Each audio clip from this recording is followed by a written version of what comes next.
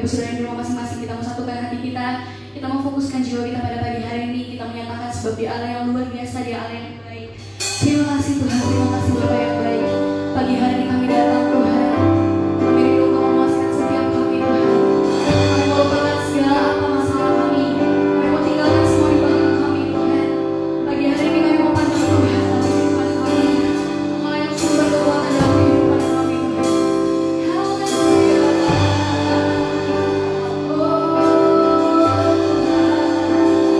Terima kasih. Oh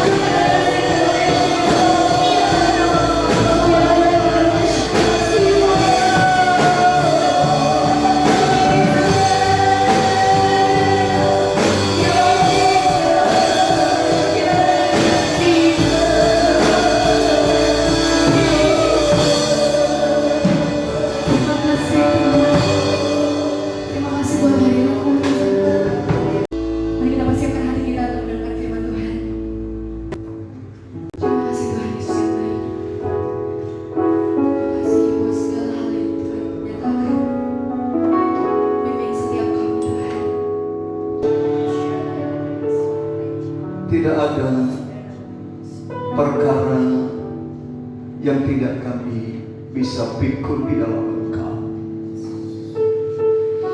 Segala perkara dapat kami tanggung karena Engkau yang memberi kekuatan bagi kami.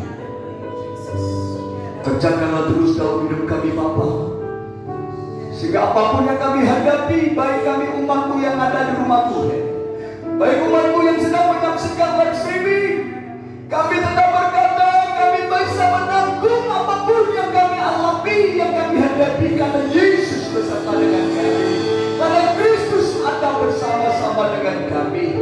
Engkau-lah yang memberikan kekuatan bagi kami sehingga kami mampu. Engkau yang beri kemampuan bagi kami sehingga kami kuat di dalam Engkau. Lakukanlah Bapa, kerjakanlah Bapa dalam setiap hidup kami. Kami lakukan Engkau dengan pujian mazmur kami. Saat kami mendengarkan firman-Mu, urapi hamba-Mu, urapi firman-Mu, urapi setiap kami, baik yang di rumah Tuhan, baik yang menyaksikan live streaming. Genapilah firman-Mu, disampaikan firman-Mu, disembuhkan yang sakit, disampaikan firman-Mu, dibebaskan yang terbelenggu, dilepaskan yang terikat, dihiburkan yang susah, dikuatkan yang lemah. Terjadi hari ini, terjadi saat ini, di dalam nama Tuhan Yesus Kristus. Berfirmanlah Bapa, kami siap dengar, urapi hamba-Mu, urapi setiap kami. Dalam nama Yesus Kristus, haleluya. Bersama katakan amin. Haleluya. Kita bersorak bagi Tuhan. Silakan dulu Bapak Ibu, umat Tuhan. Terima kasih buat Tuhan Yesus yang telah mempertemukan kita di hari ini, tanggal 22 November. Kita masih ibadah live streaming, di mana tanggal 21, tepatnya 1 bulan yang lalu, saya dan putri saya, Kebi Kesiana Sitorus, Tuhan perkenan untuk mengalami yang namanya virus COVID-19. Saya dan putri saya dirawat di rumah sakit, ruang isolasi Rumah Sakit Royal Prima Medan. Saya 13 hari keluar dari rumah sakit. Putri saya 16 hari keluar dari rumah sakit. Artinya sudah diperbolehkan pulang selesai dari rawat isolasi. Dan dalam perjalanan setelah ruang isolasi, kami masuk isolasi mandiri sebagai ketaatan kepada social distancing, sebagai ketaatan pada peraturan pemerintah harus lakukan 14 hari untuk isolasi mandiri. Kami tidak keluar dari kamar selama ruang isolasi, dan putri saya harus mengalami gangguan lambung usus. Berapa hari setelah keluar dari rumah sakit, kami bawa ke rumah sakit Metodis, 2 kali bawa rumah sakit Budi Teguh, dan akhirnya dia kembali kepada Bapa di surga pada hari Jumat tanggal 13 November 2020. Bapak Ibu Saudara kasih, saya adakan John 2 kali dengan tema mujizat itu nyata. Dan saya bersatu menyampaikan firman Tuhan itu. Putri saya sedang dalam kelemahan, dan saya sampaikan firman itu, dan saya percaya dalam kelemahan pun mujizat itu tetap nyata. Saya menceritakan bagaimana kami ada di ruang isolasi, tapi kami tetap dalam sukacita, tapi kami tetap dalam tugas pelayanan. Di ruang isolasi saya berdoa bagi banyak orang yang ada di luar lewat handphone. Dan pada saat olahraga berjemur, saya pun melayani banyak orang yang pasien COVID. Artinya kami tidak berdiam dalam situasi itu. Kami tidak mengeluh dengan keadaan itu. Sampai akhirnya kami keluar.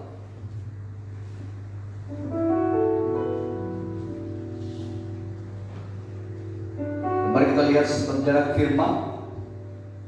Setelah itu saya lanjutkan kesaksian ini.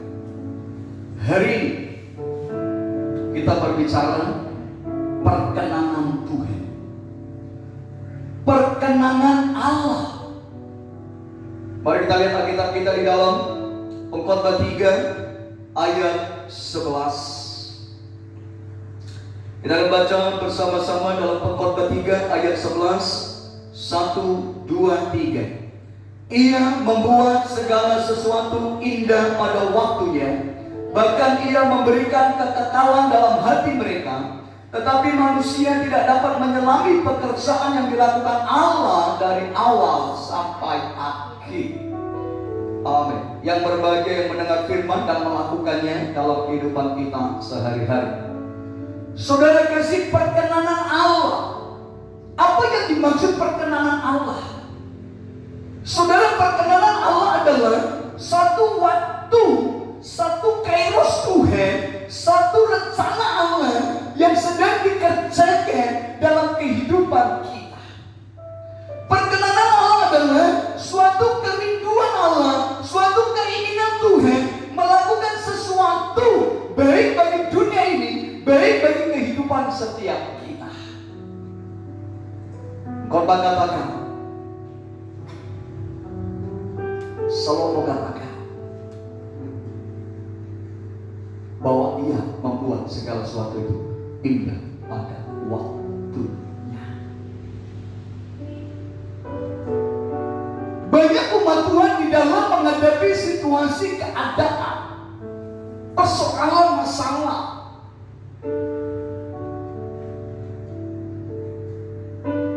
mengeluh, berbantah-bantah dengan Tuhan, dan berkata, Tuhan, kau tidak adil. Dan mungkin berkata, Tuhan, mengapa begini? Ketika kami ada di ruang isolasi, saya katakan, saya bersyukur Tuhan, kami berdua ada di ruang isolasi untuk menyaksikan kemuliaan Tuhan. Kami akan keluar. Dan memang kami keluar. Selesai perawatan isolasi.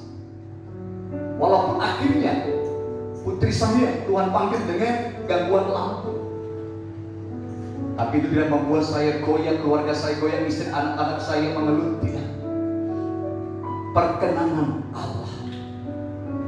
Saudara, siapa kita yang boleh berbantah-bantah dengan Allah? Siapa kita yang boleh mengeluh dengan Tuhan? Benar, kita manusia punya kelemahan. Tadi pun saya duduk, saya menangis. Tadi pagi jam 4 saya menangis, mengingat putri saya. 24 tahun bersama kami, banyak kenangan yang indah. Tapi tangisanku bukan tangisan mengeluh di hadapan Tuhan.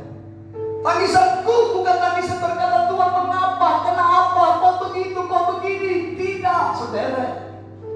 Tapi hanya mengingat bagaimana indahnya bersama guruku, bagaimana kami bercandaria, bagaimana kami begitu dekat saya berkomunikasi dengan dia. Ada apapun dia selalu datang. Kami suka tertawa. Itu yang membuat saya menangis. Saudara, kalau kita lihat ayat 1, untuk segala sesuatu dalam kolong langit ini, untuk apapun di bawah langit ada waktunya. Saudara, dalam pencalonan hidup kita ada waktunya. Ada waktunya kita dalam kandungan. Ada waktunya kita terlahir menjadi bayi minum susu. Ada waktunya kita mulai minum ASI, minum nasi, makan nasi bubur dan sebagainya. Sampai makanan keras, dewasa, remaja, menikah, orang tua. Dalam kehidupan ada waktunya sakit, ada waktunya sehat, ada waktunya hidup, ada waktunya mati, ada waktunya menanam, ada waktunya menuai, ada waktunya memeluk, ada waktunya menahan. Di sini kisahkan dari ayat 1 sampai ayat 10. Sehingga dari perkataan ini mengkhotbah, ini membuktikan, ini menegaskan, ini menyatakan bahwa setiap kehidupan kita, perjalanan hidup kita, di situ akan ada terisi memori-memori dalam hidup kita. Dalam perjalanan kita tersimpan kisah kehidupan saudara dan saya. Bagaimana kita ketika kecil, bagaimana ketika kita remaja, bagaimana ketika kita dewasa, bagaimana ketika kita orang tua. Apa yang kita alami masa kecil, dewasa, remaja, orang tua. Apa yang kita buat dosa dan orang tua pada kecil, dewasa, remaja, orang tua. Semua itu adalah alur cerita kita. Bagaimana kita menyikapi dengan cerita hidup kita? Bagaimana kita mengisi dengan perjalanan hidup saudara dan saya?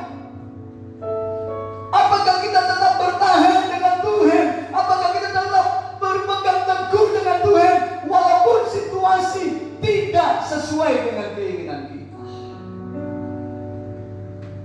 Ketika putri saya di rumah sakit, saya masih ruang isolasi mandiri, saya tidak bisa keluar mendaftarnya. Malam itu saya ada di pastori gereja. Saya fight dengan Tuhan. Saya katakan, Tuhan,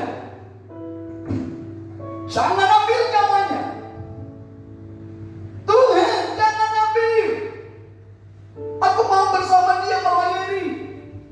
Dia pemain piano yang mandau, sarjana seni, musik. Dia bisa main drum, dia bisa main gitar, dia bisa main bass, dia bisa main biola. Saya kira saya akan pergi dalam pelayanan, saya bawa dia dan calon suaminya atau nanti jadi suaminya, dia putra purba, pemain drum. Lengkaplah sudah seret MC, Gaby Tambori.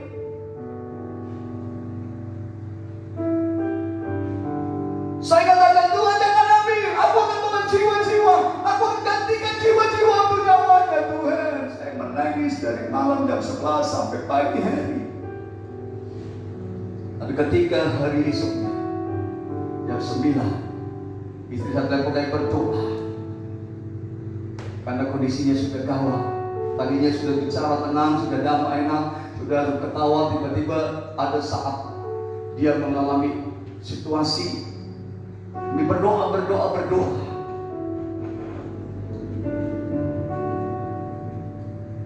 Dan Tuhan panggil dia. Diantar oleh doa istri saya. Ketika dia minta duduk, minta dirapikan rambutnya. Dan dia tarik tangan istri saya. Kita letakkan di dada. Dan dia angkat tangan. Langsung dia berserah kepada Tuhan. Saya pergi ke rumah sakit dan saat itu saya bertemu istri dan katakan, Pak sudah pergi dia. Saya peluk istri saya menangis. Saya lihat dia di jenazah di ruang jenazah. Dan saya sentuh dia. Saya katakan, saya hantar engkau. Saya berdoa bagi dia. Tidak ada kata satupun, Tuhan mengapa engkau tidak menunggu saya bertemu dengan dia? Tuhan mengapa engkau tidak memberi kesempatan saya berbicara dengan dia? Tuhan mengapa tidak ada perkataan itu? Bukan karena kami tidak sayang, kami sangat menyayangi, kami sangat kehilangannya. Tapi saya percaya bahwa Tuhan lebih mencintainya daripada saya. Saudara, mari menyikapi situasi perkenanan Tuhan. Waktu kairosnya Tuhan. Ini harus dengan satu keyakinan yang teguh, kepercayaan iman yang tidak mau goyah. Ini yang Allah mau dalam setiap kehidupan kita. Jika kekristenan kita sama seperti orang biasa, pada saat duka cita menangis, menjerit, berteriak sampai pingsan, bahkan berulang-ulang terus stres, tidak makan, tidak minum, mempersalahkan Tuhan, kecewa dengan Tuhan, tidak beribadah. Wow, bagaimana kita bisa percaya dengan Dia? Ketika istri daripada Ayub berkata kepada Ayub,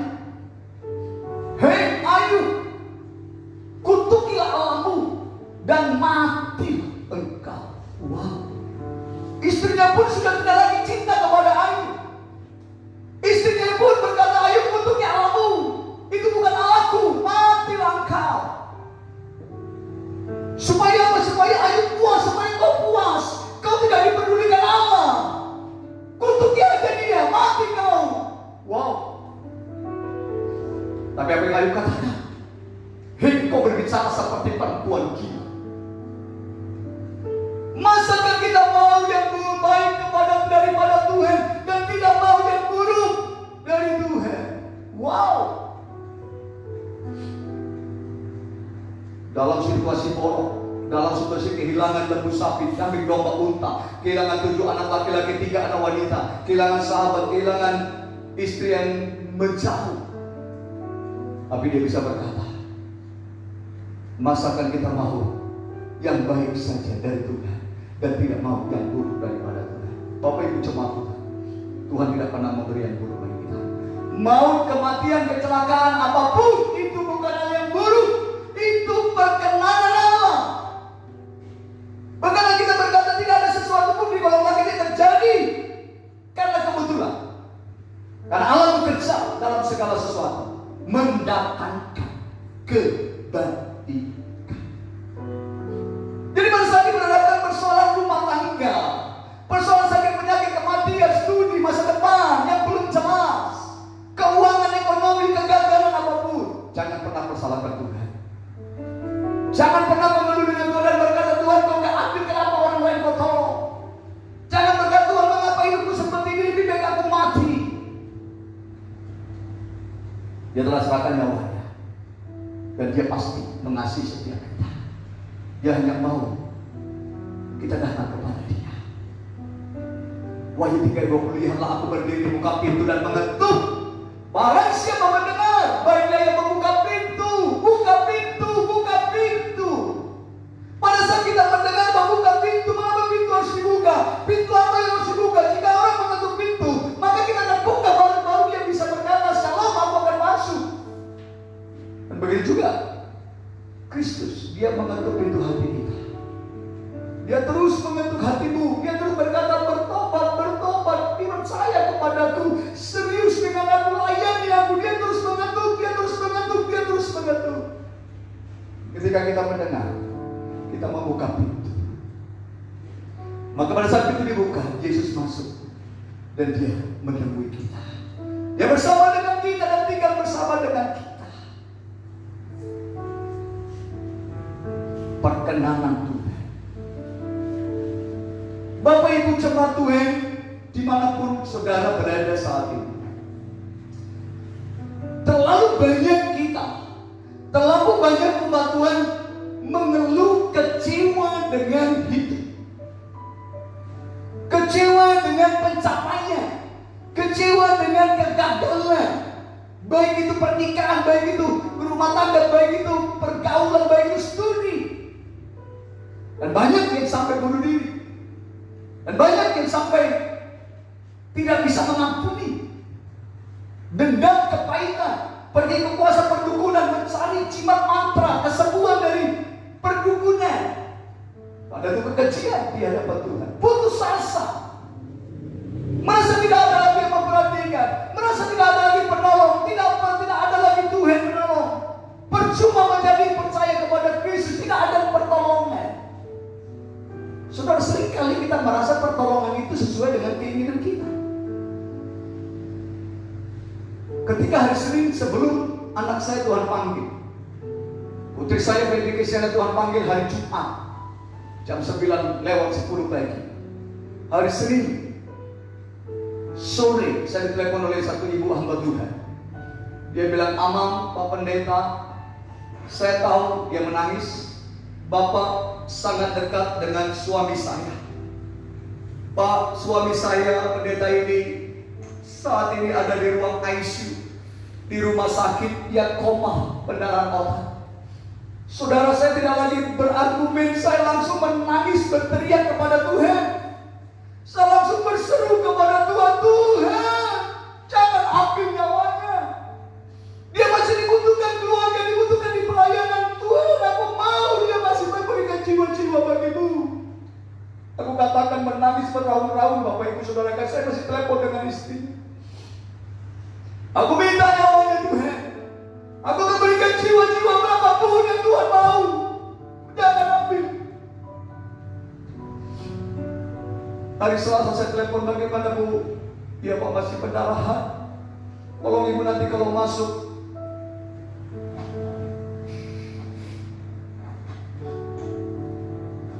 bangga tangan, berbisiklah dalam nama Yesus kau sembuh. Karena selasa dia masuk, dia lakukan dalam nama Yesus dan kau sembuh. Dan dia bisikkan, Pak, Bapak Pendeta Sitorus, teman kau, berdoa untuk Bapak. Dan dia mengangguk. Hari Selasa pagi, Rabu, Selasa malam saya telepon juga, ibu itu mengangkat, masih di ruangan. Hari Rabu pagi saya telepon juga, masih ibu yang mengangkat. Tapi hari Rabu jam 3 saya belok, Shalom, siapa yang mengangkat? Bapak pendeta tersebut berkata Shalom. Dan saya langsung menangis. Saya langsung menangis berterima kasih kepada Tuhan atas apa yang Tuhan kerjakan. Dan itu saya lakukan pada putriku. Aku minta namanya Tuhan. Jika hamba Tuhan ini kau minta, kau berikan. Aku mau nyawa anakku. Dan ketika Tuhan tidak berikan, saya tidak mengeluh di hadapan Tuhan. Saya percaya itu perkenanan Tuhan. Itu perkenanan Tuhan. Itu perkenanan Tuhan.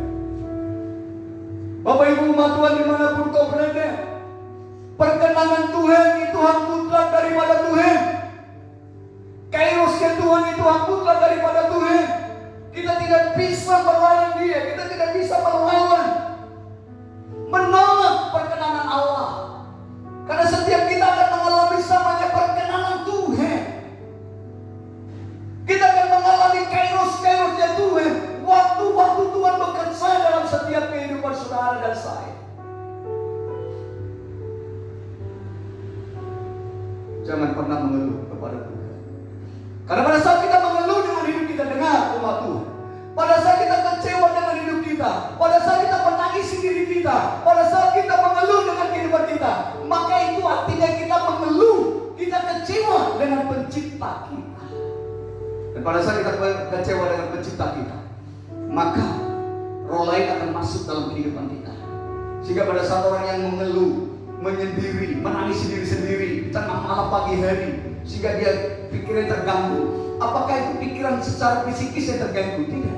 Tapi roh lain yang memasuki dia, sehingga dia terbawa situasi oleh roh itu, dikuasai oleh roh itu, sehingga dia tidak bisa melakukan apa yang seharusnya dia lakukan. Tapi roh lain menguasai dia, sehingga seperti sakit jiwa, gangguan gila, ada roh lain masuk dalam tubuhnya. Mengapa? Karena ada kekosongan. Mari Bapak Ibu jemaat Tuhan dimanapun kau berada, dalam kolom langit ini semua ada waktunya. Ada waktunya kita berduka, ada waktunya kita tertawa, ada waktunya kita menangis, ada waktunya kita menanam, ada waktunya kita berdungai, ada waktunya kita menang pelukan, ada waktunya kita memeluk,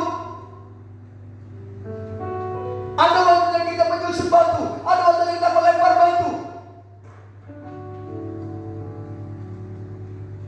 Dan apapun waktu itu yang kita jalani, tidak ada kata lain, tetap bersyukur.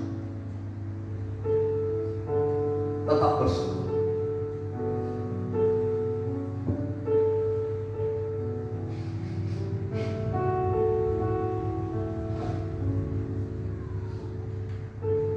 Hari Jumat saya ke Balijo dengan tema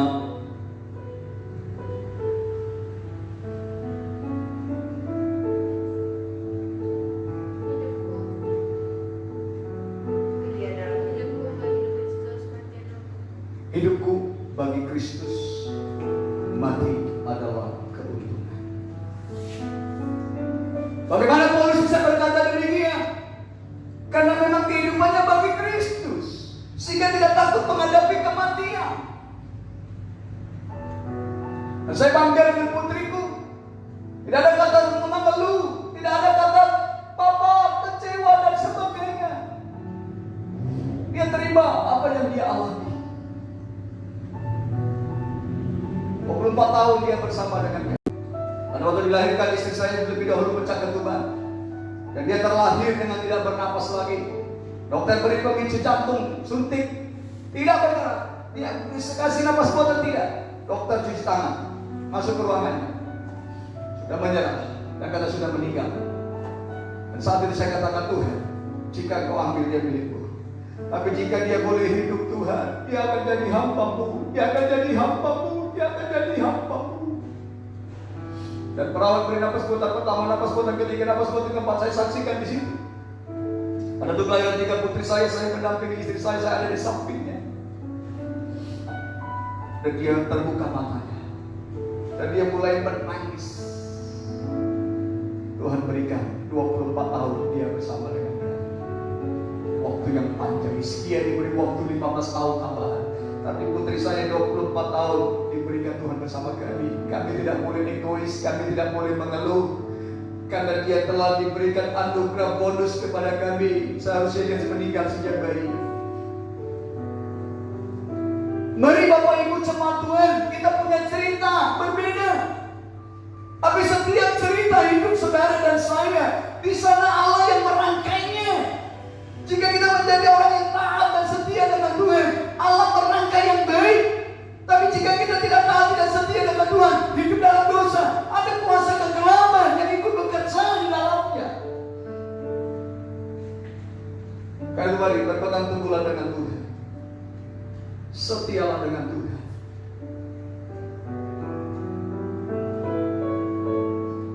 Saya akan bacakan kembali ayat ini. Ayat 11, ia membuat segala sesuatu indah pada waktunya. Bahkan dia memberikan kekekalan dalam hati mereka. Saudara kasih, ia membuat segala sesuatu indah pada waktunya. Mungkin saat ini saudara, dengan persoalan kita merasa sangat berat. Tapi saudara, setelah kita lewati, wow, ada kemuliaan Allah yang besar. Emas sering saya katakan, kalau dia tidak dipecahi dari batu, dipisahkan dari batu dengan kimia, diambil dari gunung, dihancurkan, bahkan dibom, lalu dihancurkan, terpisahlah antara besi, batu, lumpur, menyatulah biji-biji emas itu. Lalu dilebur menjadi emas 24 karat. Lalu dilebur lagi, dijadikan cincin permata yang indah. Maka nilainya mahal. Saudara, untuk kita menjadi nilai mahal, kita harus dilebur. Kedagingan kita harus dilebur. Kesombongan kita harus dilebur. Keakuan kita harus dilebur. Keegoisan kita harus dilebur. Semua yang tidak berkenan di hadapan Tuhan harus dilebur oleh Tuhan. Dan proses peleburan itu saudara sakit. Tapi apa yang dikerjakan Tuhan, walaupun sakit, dia selalu beri kemampuan kepada kita untuk menangkapnya. Karena dia Allah yang bekerja dalam segala sesuatu. Jangan lihat masalah kita yang besar. Jangan lihat persoalan kita yang berat. Jangan lihat ekonomi kita yang sulit. Tapi pandang Tuhan. Pandang Tuhan. Saat ini saya sangat menyala-nyala Bapak Ibu Saudara peristiwa ini. Saya tapiskan beberapa pendoa baik di luar negeri, baik di Nias, di Manado, di Jakarta, di Medan, dimanapun saudara. Pendoa-pendoa yang bersama-sama yang rindu.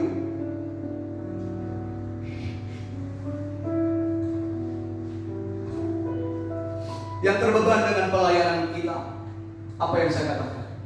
Saya tidak minta didoakan. Kesehatankah, ekonomikah, atau yang lainnya. Itu bagiku hanya bonus. Tapi apa yang menjadi pokok utama dalam doaku bagi mereka, aku katakan, doakan jiwa-jiwa, tuayan jiwa-jiwa, tuayan jiwa-jiwa, tuayan jiwa-jiwa, untuk kita persembahkan kepada Tuhan. Itu saja pokok doanya. Dan aku percaya pada saat kita memberikan jiwa kepada Tuhan, memberikan hati yang serius kepada Tuhan, yang lainnya akan mengikuti. Carilah dulu kerajaan Allah dan kebenarannya, maka semuanya akan ditambahkan bagimu. Saya rindu jiwa-jiwa dipersembahkan kepada Tuhan. Kesehatan, ekonomi, berkat Tuhan, gereja, pelayanan, semuanya akan diberikan. Itu bagiku bonus saja. Tapi yang utama aku mempersembahkan jiwa-jiwa bagi Tuhan. Karena saat ini aku begitu dengan orang sakit, aku menangis. Begitu orang mendengar terbelenggu, aku menangis. Dan aku mau dia sembuh, Tuhan. Selamatkan, selamatkan, selamatkan, selamatkan. Itu yang Allah kehendaki. Adakah hati kita terbeban melihat orang lain yang menderita?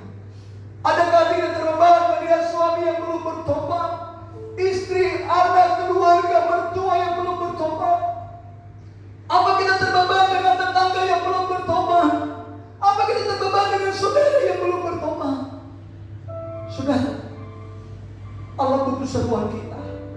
Allah butuh hati kita yang terbeban, yang terbeban, yang terbeban. Dan saya bersyukur Tuhan kirim pendoa-pendoa dari beberapa penjuru yang punya hati terbeban untuk berdoa bagi saya, bagi pelayanan kita, untuk penjangkauan jiwa-jiwa. Setelah lewat peristiwa saya bisa nanti pelayan ke depan, saya akan pergi kembali melayani kemanapun Tuhan mengutus, baik ke segala bangsa, baik di Indonesia, baik pelosok. Saya sudah banyak jalan di seluruh Indonesia, berpulau-pulau, berjalan kaki, menyeberang, tidur di lantai, saya pergi. Saya tidak pernah peduli dengan situasi keadaan. Saya layani Tuhan. Saya mau berikan lebih dari jiwa-jiwa untuk Tuhan. Berikan jiwa-jiwa untuk Tuhan. Karena Bapak Ibu Saudara kasih, saya akan simpulkan firman Tuhan hari ini. Perkenanan Allah, perkenanan Tuhan. Pada saat kita menerima perkenanan itu, mungkin kita merasa gak mampu. Tapi dengar umat Tuhan, bahwa tidak ada persoalan yang tidak ada jalan keluar. Dengar, tidak ada masalah yang terjadi pada diri kita, bahwa itu kita tidak bisa menanggungnya, kita tidak bisa melewatinya. Tidak ada. Mengapa? Karena Allah kita, Yesus Kristus kita, Dia tahu ukuran setiap kita. Dia tahu ukuran kami, keluarga, istri, anak-anakku.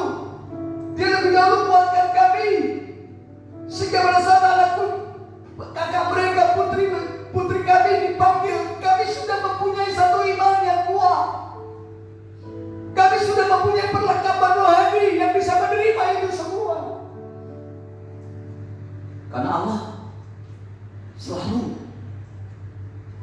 melakukan sesuatu, dan Dia ada cara untuk memulihkan.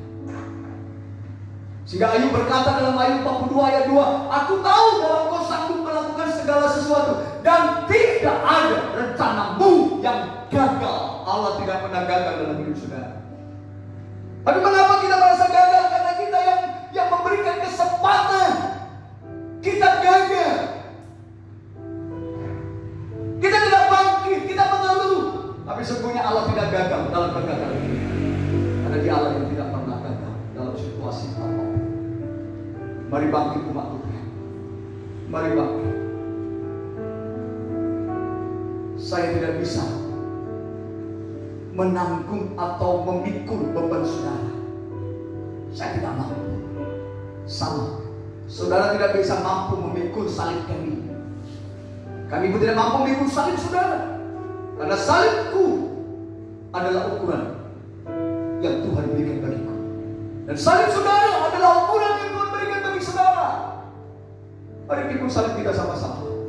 Mari pikul masing-masing salib kita. Dan percayalah, ketika kita melewati beban itu, ada kemuliaan Tuhan yang besar. Dan saya sangat imani dengan proses saya masuk COVID-19. Dan saya kehilangan putri saya. Dan sampai hari ini saya masih mengisolasi diri. Setelah ini akan ada kemuliaan Tuhan yang besar. Dan Tuhan sudah nyatakan, Tuhan sudah perlihatkan kemuliaan itu. Baik berkat jasmani, baik jiwa-jiwa yang akan Tuhan tuai untuk kemuliaan Tuhan. Aku siap dan berkata, Tuhan, pakai kami keluarga untuk terus membawa jiwa-jiwa bagi Tuhan. Itu yang menjadi kerinduan kami. Oleh karena Bapak Ibu Saudara, mari bangkit. Jangan pernah mengeluh dengan persoalan. Bangkit, jangan pernah berhenti mengurung diri, mundur diri, berhenti dari pelayanan karena masalah, persoalan, karena apa kata orang. Tapi bangkit, layani Tuhan dengan sungguh. Bangkit, layani Tuhan dengan serius, dan persembahkan jiwa-jiwa bagi Tuhan. Mari pemain musik maju ke depan. Apa yang menjadi tujuan hidup kita? Hanya mau seperti Yesus. Relakan diri kita sebagai bencana yang siap dibentuk, bencana yang dibentuk oleh kepunyaannya, sehingga kita akan menjadi sempurna seperti Yesus. Amin. Bagaikan bejana siap dibantu. Haleluya.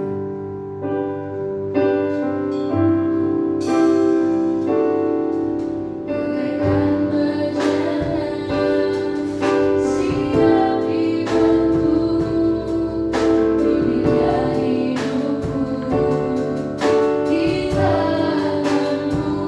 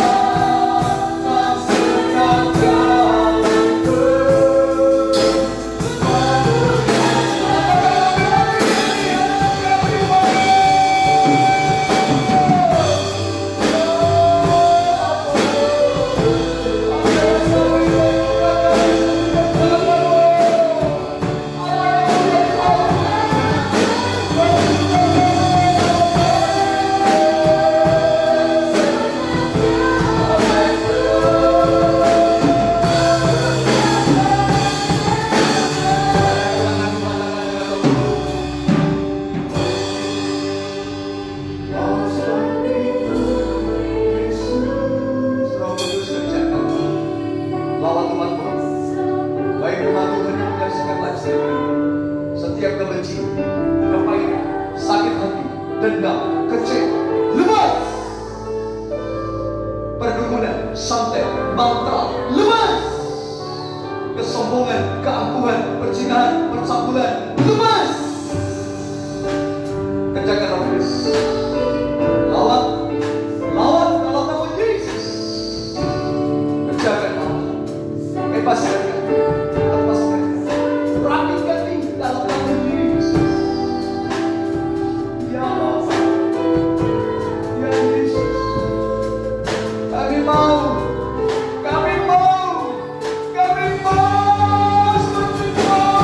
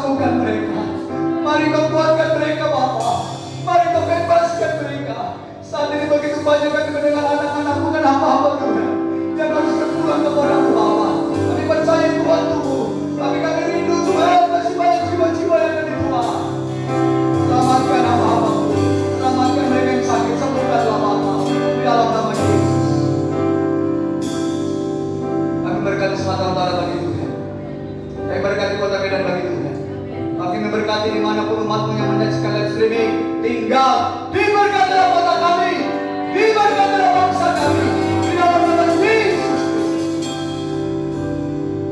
Bapak, aku berkata, yang sakit disembuhkan, yang lemah dikuatkan, yang susah dibuka, yang terbelenggu Tuhan bebas dalam nama Yesus. Terima kasih Pak, terima kasih Tuhan. Pakai kami dalam menjangkau jiwa, pakai kami untuk memuliakan Tuhan. Umatku dimanapun berada, berkati mereka. Apa jadi perinduan mereka? Tuhan berhasil.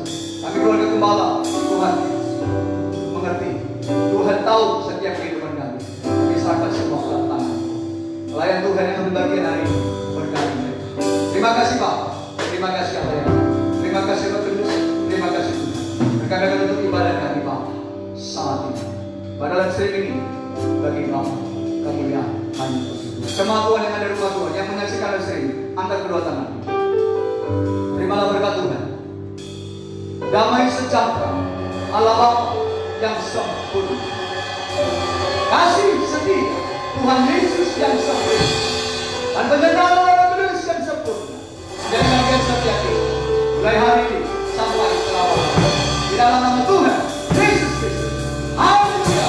Bersama kata kami.